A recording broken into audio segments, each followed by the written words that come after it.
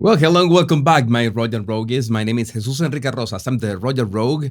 And we have this that Meghan Markle is upset at her depiction in South Park. This is not surprising because we know how volatile can be the Duchess of Sausages temper. But the Duchess won't watch the episode mocking her and her husband, sources say. This time, I'm gonna believe those sources. But before we get started, I want to mention that we already have the WAG t-shirt on my new store, and you can get it right now with the link in the description of this video. Go get it because it's gonna be available only 7 days. Only 7 days starting from today, and it's gone. It's gonna be a limited run.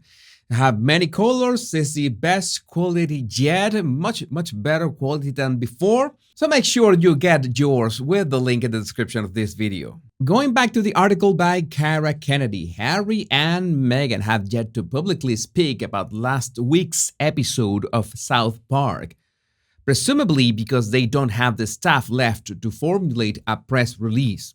But California sources claim that Meghan has spent the last few days upset and overwhelmed about how she was portrayed. you can imagine. Now, I have to say, she cannot be that upset because they nailed the Meghan Markle appearance to a T. That was on point. She cannot be that upset.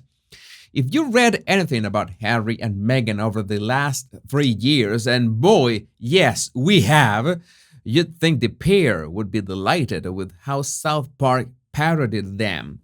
I don't think you know, Cara, how the Duke and Duchess of Sausages work. Like, they are upset about everything. They are in 10 lawsuits or something like that. How can they be happy being portrayed like that? Well, the entire episode, titled The Worldwide Privacy Tour, gives them enough fodder to moan for a few more books, or Netflix documentaries, or Spotify podcasts. Oh, now I get it. They have more content to whine about being the victims. You know, and that was one of the greatest motives on that South Park episode, that being a victim is today's biggest perk of a personal brand. You have to be a victim of something. Someone is attacking you. Someone is making you miserable in some way. So that's a one way of inspiring pity. So you get a following like that, which is a very lame way of having a following. But who am I to have an opinion, right? Meghan can cry about how she is a victim of misogyny, and Harry can claim that this was all a narrative concocted by the big bad press. And according to Harry, who controls that big bad press, he could say that Big Willie was the one who, well, made the South Park producers make all these hurting jokes about him and his lovely, stunning wife. And yeah, that everything was about the royal family. Everything was the royal family, even if South Park made their fair share of, not say attacks, but jokes about the royal family, including William and Catherine's wedding. In fairness, South Park didn't hold back. Meghan is described as a sorority girl, actress, influencer, victim. Well, no lies in here, by a brand manager during the episode. Later on, Harry has an awakening, realizing that their obsession with branding has made them turn ourselves into products. He claims that there will be no more magazines and Netflix shows. We can just live a normal life. However, when he leaves, Meghan decides to stay, so the prince exits alone. I think that is a good analogy, yeah.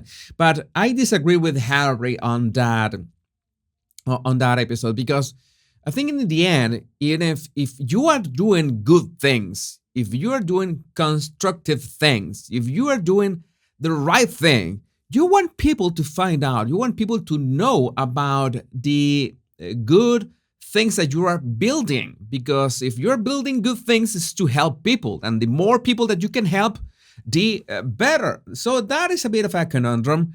Is do we have to, if we advertise the good that we are doing, is it still good? Is for what reasons? But still, we need to reach the most people that we can. So to some extent, yes, it's not like we become products, but we have to advertise ourselves. We have to have a brand. That is common sense. That is something that you cannot escape from in this era. If you want to do something that helps people and actually improves people's lives, you need the publicity. And you could say that, well, Jesus, but that is, you can do it through an organization, through a company, but it's always people connect with other people. It will be much better if they connect with the CEO or the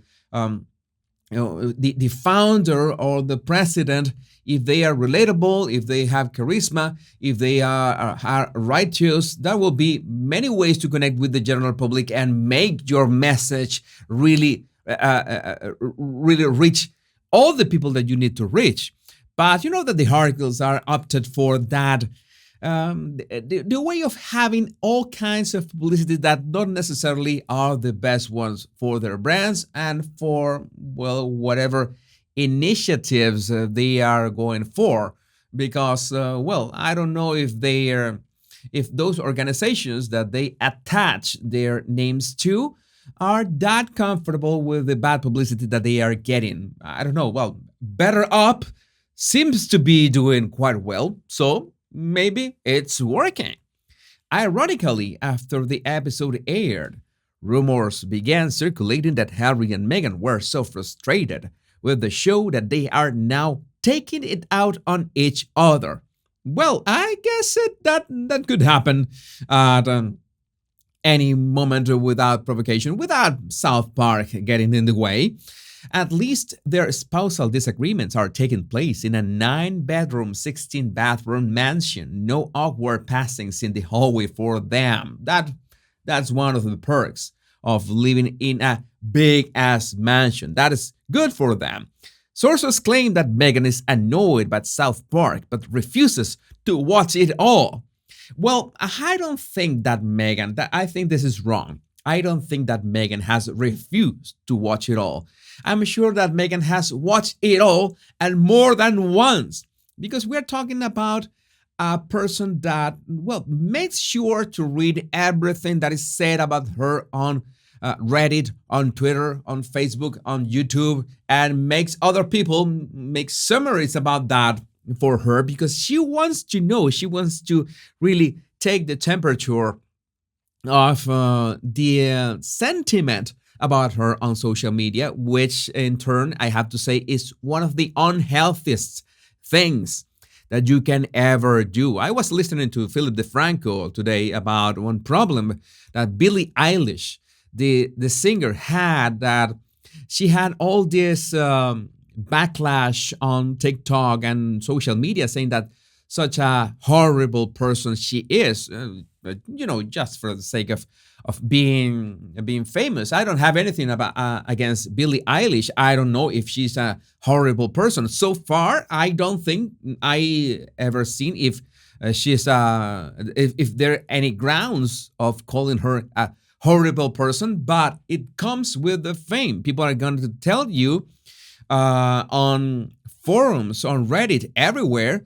They're going to have an opinion about you, and you'd better stay away from those opinions, because that could really hurt your mental health. And that is something that is happening with teenagers nowadays, that they just compare themselves to whatever they are looking on TikTok or whatever they are looking on Instagram, and they don't even need to have a following. They don't even need to have haters or trolls just for the sake of comparing themselves to what these outrageous models on social media, that is enough to have an impact on their mental health. So this is a no-go. No, Meghan should not be doing this, and this is a heartfelt recommendation from human being to human being. Meghan, do not do that. Do not watch my videos. Why do you watch my videos? Why do you do this to yourself? Spare yourself.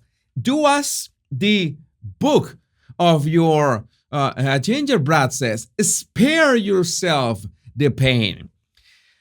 This couldn't have come at a worse time. The Duchess is said to be obsessed with her half-sister's litigation. Meghan's half-sister Samantha Markle is suing her for defamation following their tell-all interview with Oprah Winfrey. The Duchess had previously filed a motion to stop depositions in the case from taking place, but it was dismissed by Florida Judge Charlene Edwards Honeywell earlier this month. So we're gonna see blood. Then there's Acronation. Well, the coronation. Meghan and Harry are supposedly weighing up whether they will attend or not, but according to sources close to her, the Duchess feels excluded from the whole thing. Probably better to leave it then. Yeah, if she goes, she's gonna be, excluded in the sense that the bulls are going to do their job. Remember these words. Aside from all of this, the pair have been made aware that nosy journalists have been poking around Archewell and asking serious questions about what they actually contribute. This comes after the couple released a report tooting their own horn. I read that report, and it was, it gives you diabetes. It almost gives you diabetes of how sugary it is.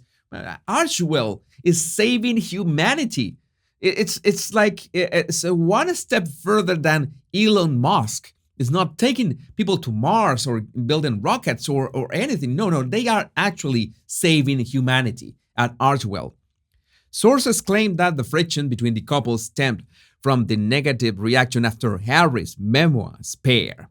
The BBC published a review that's called The Duke's Memoir, the longest angry drunk text ever sent. Ooh, that is quite a burn. James Marriott from the Times of London called it a 400-page therapy session for Mystic Harry. Like when he does this,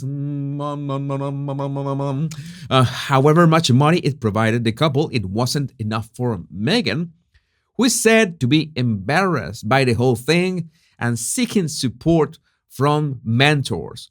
Trouble in paradise? Yeah, and by the way, does Meghan have mentors? And who are these mentors? I would like to know, who do you think Meghan mentors are? Because that is interesting to say, to think that she goes to this, great master, what should I be doing now? No, that takes being a bit humble. That takes being I don't know what I'm doing. That takes being, hey, I should listen to another person who knows more than me than this. And you know that Meghan is not that type.